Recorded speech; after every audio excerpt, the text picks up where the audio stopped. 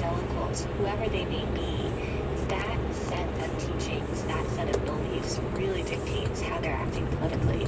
But I think for a large segment of Americans, these other ambient signals about what it means to be a Republican and what it means to be a Democrat and how that fits with how they imagine themselves as a person of faith. 지금은 2월 27일 아침입니다. 저는 And I think we've gotten to a place 미국에서 where 둘째 가라면 Democrats 서러울 and 정도로 Republicans more or less 험악하기로 have to 유명한 face off over these 뉴욕이죠, two 뉴욕. worldviews. There's a huge 뉴욕이 gulf 아니고 between 뉴욕, them, 뉴저지 where 뉴욕. people who are of faith 뉴욕을 have 지나는 themselves 고속도로를 fitting in 지나가고 with generally the 있습니다. suite of Republican views, and then 고속도로는 others 안전해요. who 그리고 maybe have a more progressive 요새는 faith 시내 in 안에 faith at 들어가도 all, 별일 see 없어요. themselves 소문이 more 그렇게 나서 그렇지 뭐. aligning 다 with a 사람 사는 Democratic 데인데 뭐. worldview.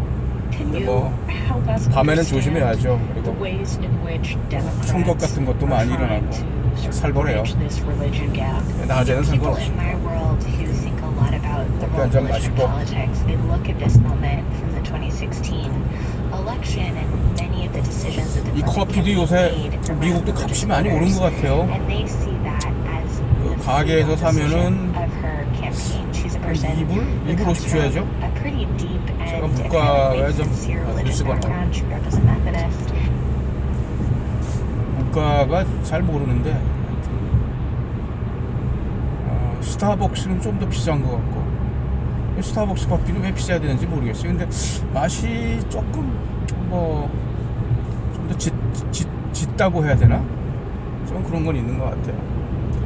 근데 요거는 이제 스타벅스 브랜드를 이렇게 컵에다가 뭐라 그러나 K컵이라고 그러는데 그걸 내려 먹는 그 뭐 기계도 있어야 되죠. 그래서 그 컵을 팟이라죠. POD 파드를 거기다 넣고 이제 하면은 브루잉이 되는 기계가 있죠. 그러면 그게 한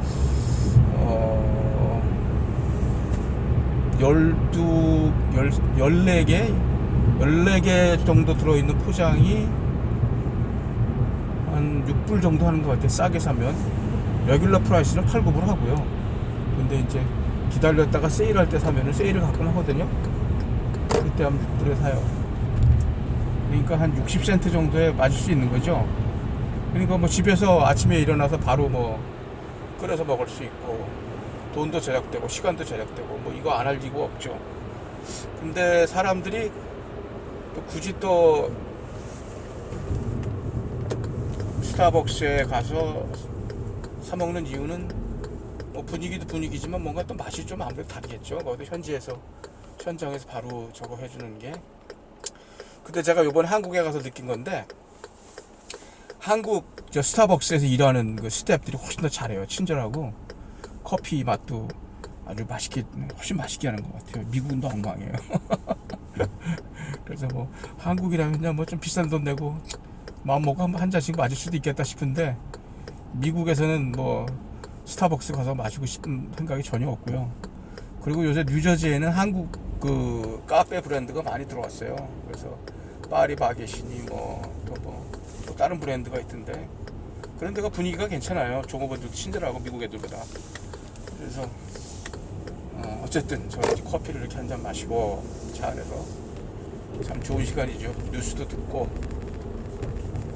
커피도 한 잔 마시고 보통 인터까지 가는데 오늘 같은 날은 뭐 항상 그런 건 아닌데 한 4, 50분 걸리니까 그래서 그렇게 시간을 유익하게 보내고 있어요.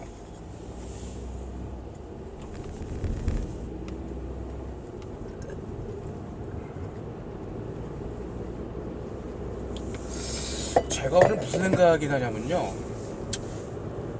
지금 한국하고 일본 간에 진행되고 있는 그 일종의 무역전쟁이죠. 그 일본 사람들이 한국에 대해서 적용해주던 특혜국가 그거를 안 해야겠다 그래가지고 지금 뭐 결국은 이거는 우리나라 한국의 최대 먹거리인 반도체 산업을 겨냥한 한국에 대한 직접적인 정말 경제 침탈 아니냐, 침략 아니냐, 공격행위 아니냐 그래가지고 상당히 뜨거운 이슈가 되어 있는데요. 저는 제가 어떤 폴리티컬 스펙트럼을 가지고 있던지 간에 그 문제를 떠나서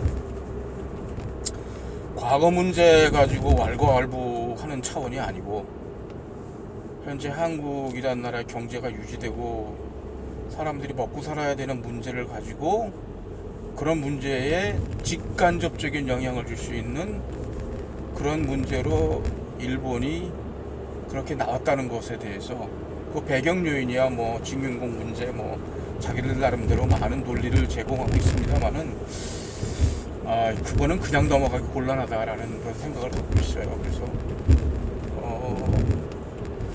문재인 정부에 반대하는 입장을 갖고 계신 분들, 저도 뭐 그런 사람 중에 한 사람인데 그런 분들의 상당수가 이거는 문재인 정부가 대일본 외교를 잘못해서 이렇게 된 거니까 차제에 좀 큰 코를 다쳐가지고 문재인 정부가 실패하는 쪽으로 결론이 나야 되지 않느냐 이런 생각들을 많이 하시는 것 같은데요.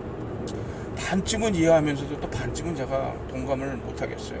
그래서 문재인 정부가 잘못한 건 사실이지만 여기서 한국이 일본한테 주저앉게 되면 정말 곤란한 상황이 벌어지게 되는 것이죠. 그런 거는 있을 수 없다고 생각이 되고요. 그래서 어쨌든 뭐 국산화가 됐든 뭐 일본산 제품 불매 운동이 됐든 관광 안 가기가 됐든 뭐가 됐든지 간에 우리 한국이 일본한테 그렇게 당하고만 있을 수 없다는 생각이 듭니다. 그래서 특히 이제 일본 제품 불매 운동 같은 거는 특히 자동차 같은 건데요. 저는 앞으로의 한일 관계가 뭐 어떻게 전개가 되고 또 특혜국 지원 문제가 지위 문제가 어떻게 해결되는지 여하에 관계없이 한국 사람들 라이프 스타일로 하나로 자리 잡기를 바란다는 그런 소망을 갖고 있습니다. 왜냐면 우리가 이제는 일본을 대할 때 일본하고 친하게 지내는 거 하고 우리가 자존심 같은 거 생각 안 하고 지내는 건 본질적으로 다른 문제거든요. 친하게 지내기 위해서 우리 자존심까지 빼돌 필요는 없는 겁니다. 그렇잖아요. 너무나 당연한 거 아니에요. 그리고 자존심 빼놓고 친하게 사귄 거 친한 게 아니죠. 그거 가식이죠. 그렇게 하면 안 돼요. 그러니까 어쨌든 문재인 정부가 됐든 뭐 박근혜 정부가 됐든 뭐 이런 상황이 벌어졌다면 이 싸움에서 우리가 이겨야 돼요. 자, 근데 이제 제가 보는 문제는 좀 더 깊은 레벨로 좀 들어가는 부분입니다. 뭐냐면은 지금 진행되고 있는 한일 간의 이런 문제들도 미국의 트럼프 정부라는 정부가 있지 않았다면 일어날 수 없는 문제예요. 미국이 국제 경찰 국가로서 또 자유민주주의 진영 국가, 전 세계 자유민주주의 진영 국가들이 있잖아요. 대표적으로 뭐 이제 서유럽 국가들, 그 다음에 또 서방이라고 그러죠. 한국 같은 나라의 경우는 서방이 아니죠. 공식적으로는 일본은 서방이죠. 왜냐하면은 서방 선진 7개국 경제정상회담 멤버니까요. 그러니까 그건 오피셜 타이틀로 서방이 돼 있는 거죠. 일본은. 만약에 이제 앞으로 한국이 경제가 계속 성장하고 GDP가 훨씬 더 커진다면 아마 지금 벌써 G7 국가 중에 하나인 캐나다보다는 GDP가 더 크다는 걸로 제가 어디서 통계를 본 것 같은데요. 아마 머지않은 장래에 한국의 G7 편입 문제 같은 게 아마 국제사회에서 논의되지 않을까 하는 생각도 듭니다. 그렇게 되면 G7이 아니라 G8으로 편입이 돼야 되겠죠. G8으로 개편이 되면 한국은 당연히 원하든 원하지 않든 G8에 가입하는 동시에 그냥 서방 국가가 되는 거죠. 그러니까 인비테이션이 있을 때 한국이 과연 수락하겠느냐 하는 문제도 있고 그러니까 수락 여부가 없는 한국에다가 G8 인비테이션을 할 거냐 안 할 거냐 그것도 상당히 또 G7 국가 기존 멤버들 사이에서는 상당한 브레인스토밍이 필요한 부분이 될 것 같아요. 그래서 어쨌든 이게 트럼프 정부가 들어선 이후에 국제 질서가 변동하는 특징, 그거는 이제 미국이 세계의 여러 문제들에 대해서 부담을 지기가 어렵다. 그러니까 니들이 알아서 해라. 우리도 우리 시식 챙겨 먹겠다. 이런 식으로 가는 거거든요. 그러니까 쉽게 말해 힘의 공백이에요. 힘의 공백이니까 그 동북아에서도 한중일 요 세 나라 사이에 지정학적 지각 변동이 일어나고 있는 겁니다. 요 지각 변동의 와중에 일본의 계산은 뭐냐면은, 물론 중국도 마찬가지입니다. 중국이 오히려 본심은 더 그럴 수 있겠어요. 어떻게 중국과 일본이 한국하고 3자 중에 하나로 같은 멤버로 노냐, 이건 아니다라는 생각이 분명히 있는 거고요. 중국은 이미 그런 생각을 행동으로 드러내놓고 하고 있죠. 일본은 이제 마음속에는 그런 게 있지만 행동으로는 못한 거죠. 근데 이번에 요 무역 문제를 가지고 행동화시킨 겁니다. 그렇게 해서 요 문제를 가지고 한국을 어떻게든 굴복을 시킴으로써 확실하게 자기들의 주니어 파트너로 잡아놓겠다는 거예요. 그러니까 바꿔 얘기하면 중국 입장에서는 요번에 한일 간의 이런 문제를 통해서 한국이 일본에게 완전히 제압당하는 상황이 오는 게 중국의 장기적인 이익에서도 별로 나쁠 것 없다라고 보는 거죠. 왜냐면은 언젠가는 미국의 힘이 동북아에서 빠져나가기 시작할 것이고, 그렇게 되면 한국 문제는 중일 간의 협상 문제가 될 수밖에 없다라고 보는 겁니다. 한국을 독립적 팩터로 인정해주지 않겠다는 생각에서는 중국과 일본이 배심이 맞아 있는 거예요. 자, 그 수를 우리가 읽어야 되고요. 그리고 이제 구체적으로 일본은 어떤 생각을 갖고 있냐면은, 결국은 미군이 한국에서 빠져나가지 않겠느냐, 한미동맹에 와야 되지 않겠느냐, 이런 꿈을 꾸고 있어요. 그래서 일본 우익 인사들 그 얘기하는 거 가만히 들어보세요. 우익 신문 뭐 논론 언론도 마찬가지고요. 그 사람들은 연불 대상이에요. 주한미군 철수하고 한미동맹 와야 되는 게. 그렇게 되면 일정 기간 뭐 미국하고 손은 잡고 있겠지만 케이스 바이 케이스로 이제 나가겠다는 거죠. 일본 생각은. 그렇게 해서 이제 한반도 문제를 미국 제쳐놓고 중일 간의 협상, 뭐 러시아가 또 끼어들려고 하겠죠. 뭐 좀 해먹겠다 이런 얘기입니다. 그러니까 우리 우파에 계신 분들도 생각 잘 하셔야 돼요. 이거 그냥 뭐 문재인 정부가 하는 짓이 미우니까 일본한테 혼 좀 나봐라, 이거 이렇게 생각하고 보면 곤란합니다. 그러니까 그런 문제가 있어요. 그래서 그런 생각이 들고요. 문재인 정부가 또 하는 일 중에 뭐 다 잘못된 거는 아니에요. 그 중에 또 잘하는 것도 있어요. 그러니까 그 잘하는 일들은 나름대로 잘 굴러갈 수 있도록 또 뒷심이 되어주는 게, 또 도와주는 게 국민들이 할 일이고요. 또 책임 있는 정당으로서 뭐 보수 정당이 됐든 뭔 정당이 됐든지 간에 뭐 그런 게 할 수 있어야 되는데, 지금 우리 보수 야당이 완전히 질이 멸렬화돼 있죠. 그리고 지금 현재까지 굴러온 한국 정치의 그 다이나미즘이라고 그러나, 뭐라고 그래야 되나, 다이나믹스, 정치 동학, 그 정치 동학 차원에서는 지금 우리 보수 야당한테 특별히 더 바랄 게 없어요. 저 지난번에 오늘 신문 보니까 뭐 국회의원 선거법 뭐 그거 막는다고 뭐 의사당에서 대치하고 뭐 몸싸움하고 그러던데, 최고로 열심히 하는 게 이제 그런 거 하는 거죠. 점잖으신 분들 체면에 그거 하려니까 얼마나 힘들겠어요. 그러니까 소장판 이제 돌격대들 앞에 내서가지고 이제 그런 거 하는 건데, 그 정도밖에 바랄 수 없는 거예요. 그러니까 한국의 먼 미래를 내다보면서 어떤 청사진 블루프린트를 가지고 나가야 하느냐 하는 그 부분에서 전혀 준비 안 돼 있는 거죠, 우리 보수 여당이. 그 정도 하고 있는 거예요. 근데 어떤 그 한국의 미래라든지 이런 부분에 대한 블루프린트를 그리는 데 있어서는 어떻게 보면은 우리 보수 야당이 지금 집권 세력보다도 못해요. 저는 뭐를 보고 이제 이런 얘기를 하냐면은 11월 달에 한아세안 정상회담이 있었죠. 그래갖고 뭐 싱가포르, 뭐 베트남, 인도네시아하고 베트남은 대단한 나라들입니다. 우리가 한국이 뭐 이렇게 뭐 쉽게 생각할 수 있는 나라들이 아니고요.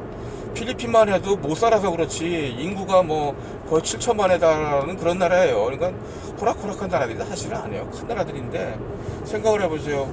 한국의 대통령이 그 나라 사람들 정상들 갖다 6명을 불러다 놓고 6명이지 7명이지 모르겠는데 하여튼 1대7로 회담을 한 겁니다. 저는 그 역사적인 사건이라고 봐요.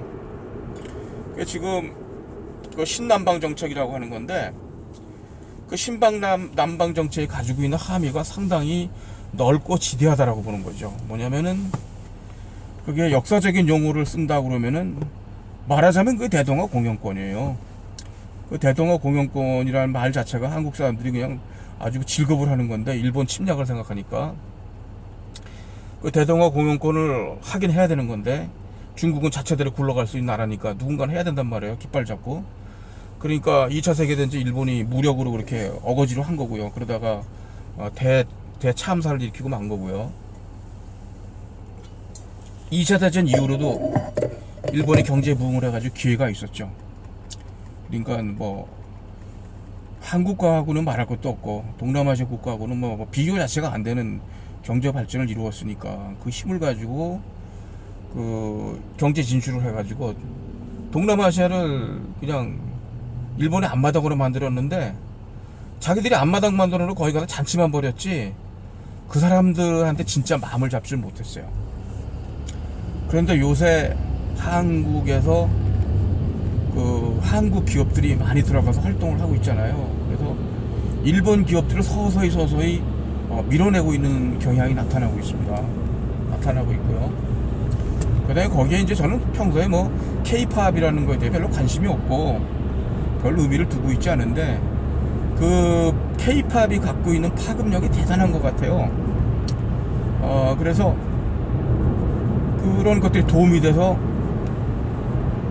그 현지 사람들이, 베트남 사람들이, 인도네시아 사람들이 한국이나 한국 문화에 대한 관심을 갖게 되고 그러니까 한국 제품 같은 것도 한 번 더 쳐다보게 되고 또 최근에는 월남에서 박항서 감독이 이끄는 월남 축구대표팀이 최초로 동남아시아 축구대회에서 우승을 했다고 그래요. 그래가지고 아주 국민적인 영웅이 됐는데 그래서 뭐 얼마나 오래 갈지 모르겠습니다만 박항서 효과라는 것도 뭐 반짝 효과겠지만 뭐 그런 게 있다고 그래요.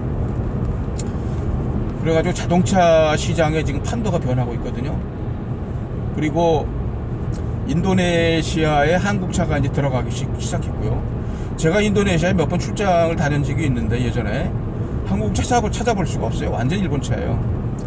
그리고 태국은 일본 차의 생산 기지가 되어 있고 그 다음에 필리핀에는 가보니까 한국에서 쓰던 중고차를 사다가 많이 풀리더라고요. 이 사람들이. 그래가지고 뭐 앞에는 영어로 뭐 이렇게 뭐 어디 뭐 써 있는데 차 버스 바디에는 뭐 성진 운수 뭐 이렇게 해가지고 뭐 번호표까지 딱 붙어 있고 뭐 그런 거 많이 봤어요. 네, 그 정도 수준인데 자동차 산업의 그 일본의 주도권을 동남아시아에서 우리 한국 자동차 업체가 테이크오버 할 수 있는 기회가 절호의 찬스가 오고 있는 거죠.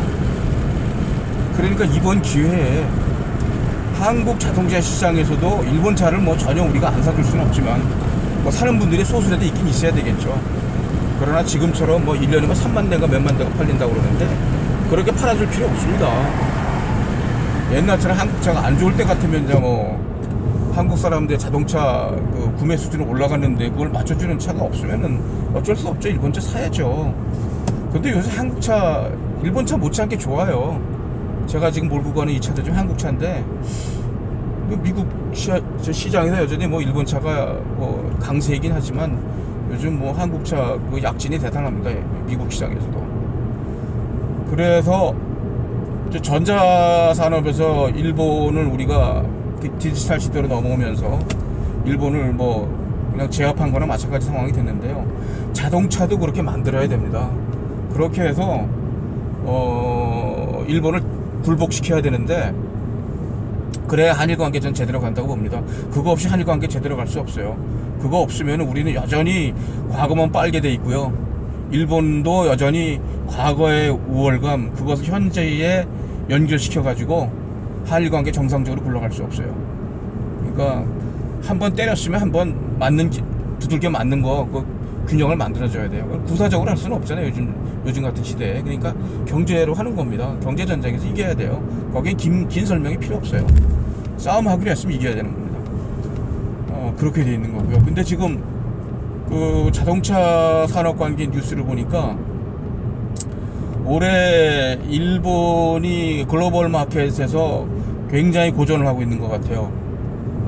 반대로 한국 차는 상당히 선전을 하고 있고요. 유럽 시장 마찬가지고 미국 시장에서도 한동안 침체기가 있었는데 새로운 모델들이 나오면서 다시 그 분위기가 좋아지고 있어요. 제가 현대차 매장 같은 데도 가보고 이렇게 보면은 이거 모델들 디자인이 만만치가 않아요. 뭐 기계적 그 내구성이나 품질 같은 것도 뭐 제 생각에는 뭐 거의 같거나 우리 한국 차가 더 낫다는 생각을 갖고 있어요. 왜냐면 저도 일본 차를 하나 쓰는 게 있는데 뭐 어처구니 없는 결함이 나와. 일본 차에서 수바루 쓰고 있는데 자동차 시동을 끄고 나면 열쇠가 안 빠져요. 세상에 그런 놈의 결함이 어디 있습니까? 그건 한국 차에서 그런 결함 나오면 난리 법석 났을 거예요. 근데 제가 딜러나 이런 데 알아보니까 그런 결함이 심심치 않게 나오고 있는 것 같아요. 인터넷 조사해보고 하니까. 그러니까 일본 차가 지금 별로예요. 그러니까. 그래서 이 기회에 자동차 산업에서 일본을 완전히 눌러야 됩니다. 그렇게 하고 나서야 우리 한국 사람 입장에서도 과거 문제 가지고 괜히 일본 그거 뭐 물고 늘어지고 할 그럴 마음도 좀 이제 좀 수그러들겠죠. 한국 사람들도, 일본 사람들도 한국을 맨날 자기들 밑에 있는 거로 생각하는 그런 데도 좀 뭐라 그러나 주제 파악을 하는 단계가 와야죠. 그래서 이 신남방 정책이라고 하는 것은 또 군사적인 측면도 있어요. 그래서 군사적인 측면도 있어서 이것을 우리가 한미 동맹 차원에서 미국에다 아주 비싼 값으로 잘 세일즈할 수가 있습니다. 그래서 우리가 아세안 국가들과 경제적으로 아주 밀접하게 연결이 되고 동시에 그런 경제적 군락이 중국의 군사적 압력뿐만이 아니라 경제적 압력도 상당히 큰 거거든요.